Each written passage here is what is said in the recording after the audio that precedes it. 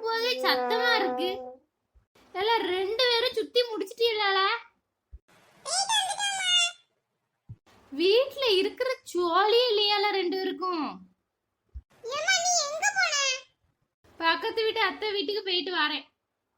ஊருக்கு கிளம்புதாவுல, அதான் பார்த்துட்டு பாறேன். கிளம்பிட்டாவோ எல்லாரும். கொஞ்ச நேரம் காலை நீட்டி உட்காருவோம். இல்ல அத்தை பிரியாணி கொடுத்துருக்கா, கிச்சன்ல வச்சிருக்கேன், எடுத்து தின்னுங்களா. உங்களை சாப்பிட வர சொல்லி சுரேஷ் சொன்னோம்ல, நீங்க தான் வரலன்ட்டீங்களாம்ல.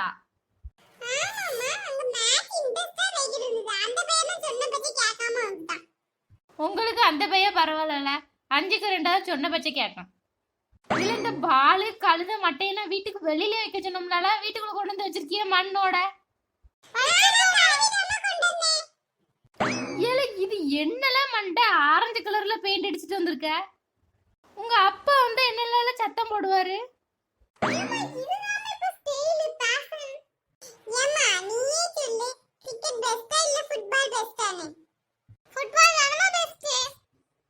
ரெண்டுமே பெஸ்ட் இல்ல, நான் தான் பெஸ்ட்.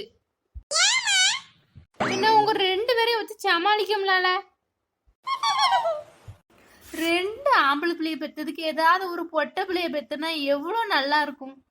என் கூட வீட்டுல இருந்து உதவி செய்யும். 2 பையலும் வீட்டுக்குள்ளே கிடக்க மாட்டேங்கானுல.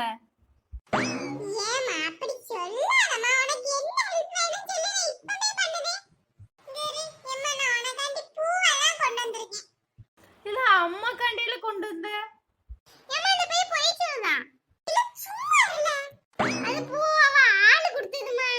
என்னது ஆளா?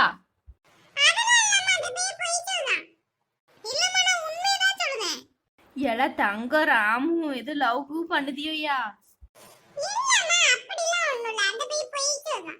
இல்ல அப்படி எதுவும் இருந்தா அம்மாட்ட சொல்லிரல. சரி இல்ல முதல்ல ரூமை கிளீன் பண்ணுங்களேன். என்னன்னு போட்டு வச்சிருக்கீங்க 2 பேரும்? பிரியாணி எடுத்து வச்சு தின்னுங்களேன். அம்மா அப்படியே ஒரு ரவுண்டு போயிட்டு வரேன். அத நீயே உன் காலையில வச்சுக்கோ.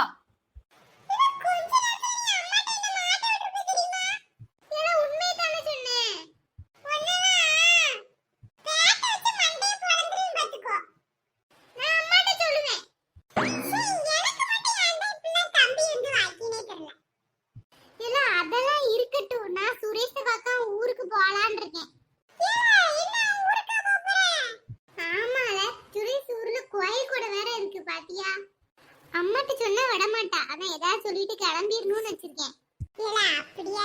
என்னையும் கூப்பிடல, நானும் வரல. சரி நான் போகும்போது சொல்லுவேன். போனா போது, எனக்கு அண்ணன் ஆயிட்ட, அதனால உன்னையும் சேர்த்து கூட்டு போறேன். இப்பதான் அண்ணன் அதுக்குள்ள திட்ட வைக்க பத்தியா?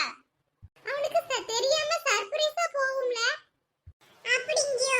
அப்படியே சரிதான். வயிறு பசி உயிர் போகுது. அம்மா பிரியாணி இருக்குன்னு சொல்லிச்சுல, வா போய் சாப்பிடுவோம். நீ போட்டு சாப்பிட்டு அண்ணனுக்கு எடுத்துட்டு வாடே. அழகி அண்ணனா நொண்ணனா தேவனா போட்டு தின்னலனா பட்டினியா கடல. சரி போ, நானே எடுத்து போட்டுக்கிறேன். இல்ல மொத்தத்தை தின்றாத, எனக்கெல்லாம் தெரியாதுப்பா. இந்த பையன் தின்னாலும் தின்றுவான். இது என்ன வேலையெல்லாம் முடிச்சிட்டியா? முடிச்சிட்டேன். என்ன கறி வச்ச? 2 கருவாடு இருந்தது, அதை பொரிச்சு நேத்திக்குள்ள சோறு கிடக்கு. நான் ஒண்ணும் பண்ணல. வாசி பிரியாணில இருக்கத்தான் செய்யும். என்ன செய்திய 2 பேரும்? எடி வா, லட்டு வா, உட்காரு. சமையல்லாம் முடிஞ்சுதா?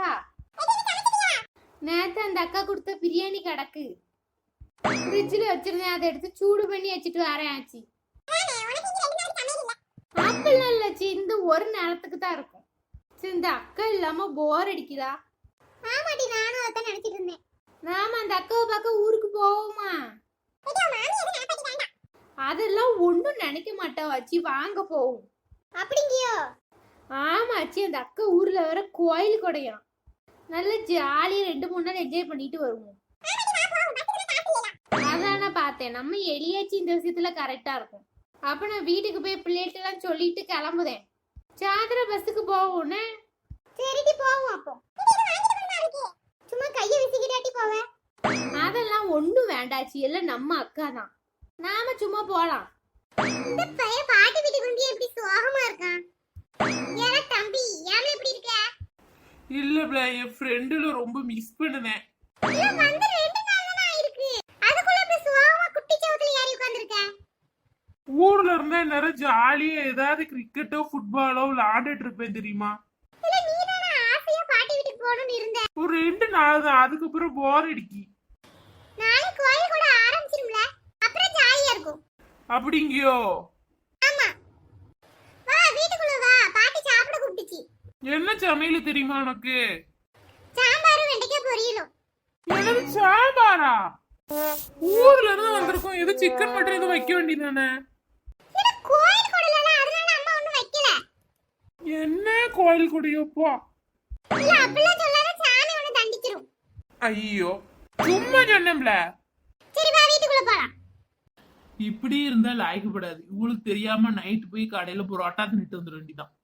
இல்ல என்ன சொல்ற? ஒண்ணும் இல்ல, இந்த வாரேன்னு சொன்னேன். கடையில போய் ஏதோ தின்னுட்டு வந்துடலாம் நினைச்சிட்டு இருக்காத. அந்த எண்ணெய் இருந்து இப்பமே குழி தோண்டி புதைச்சிரு கேட்டியா? சாமி குத்தமாயிரும் சொல்லிட்டேன். சரிம்மா போ, பெரிய கிளவி மாதிரி பேசுவா.